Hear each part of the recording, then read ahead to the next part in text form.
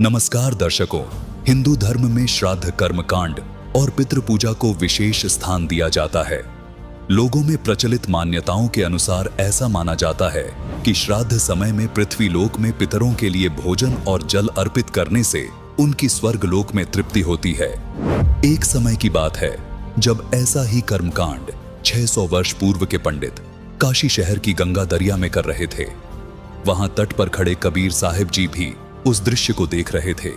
जैसा कि कबीर साहिब जी ने अपने दोहों और लोकोक्तियों के माध्यम से अंधविश्वास और पाखंडवाद पर गहरी चोट दी है, इसी प्रकार से उस समय भी कबीर साहिब जी ने पंडितों के इस भ्रम को तोड़ने के लिए आगे क्या प्रतिक्रिया की और कैसी थी उनकी वो अद्भुत लीला, जानने के लिए देखिए उस समय के पुरातन दृश्य को फिर साक्षात करती हुई ये 2D एनिमेशन वीडियो।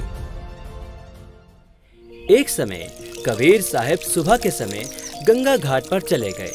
वहां ब्राह्मण लोग सूर्य के सामने मुख करके गंगा जल हाथ में लेकर मंत्रों का उच्चारण करते हुए जल सूर्य को अर्पित कर रहे थे।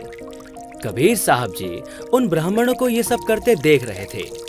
थोड़ी देर बाद कबीर साहब घुटनों पानी तक गंगा नदी में जाकर अपने दोनों हाथों से किनारे पर जोर जोर से पानी फेंकने लगे। ब्राह्मणों ने देखा कि ये कबीर ऐसा क्या कर रहा है।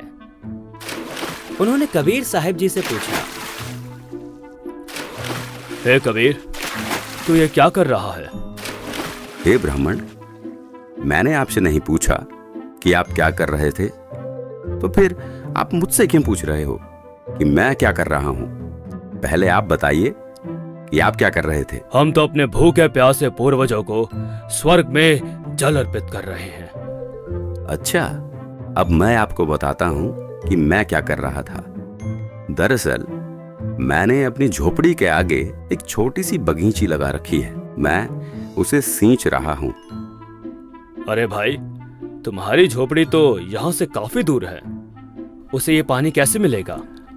हे ब्राह्मण, एक बात बताओ, जब लाखों मील दूर स्वर्ग में ये जल अर्पित हो सकता है, आपके पूर्वजों को ये जल प्राप्त हो सकता है, तो 2 मील दूर जाने में इस जल को भला क्या परेशानी होगी? तो दर्शकों, इस प्रकार कबीर साहिब जी का ये सटीक तर्क सुनकर काशी के पंडित जी समझ गए कि हमारी ये क्रियाएं व्यर्थ हैं।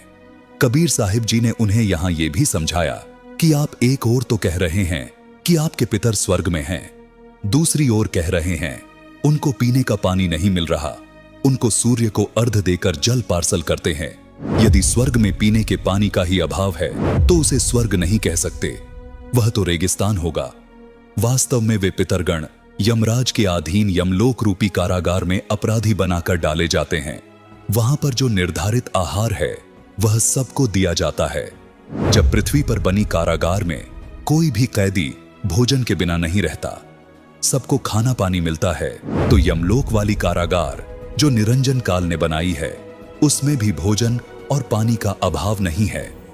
दर्शकों, यह 2D एनिमेशन वीडियो संत रामपाल जी महाराज के सत्संग प्रवचनों का अंश मात्र है।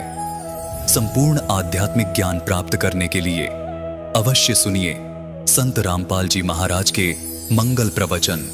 संत रामपाल जी महाराज के मंगल प्रवचन सुनने के लिए आज ही प्ले स्टोर से डाउनलोड करें संत रामपाल जी महाराज ऐप और सब्सक्राइब करें हमारा YouTube चैनल संत रामपाल जी महाराज।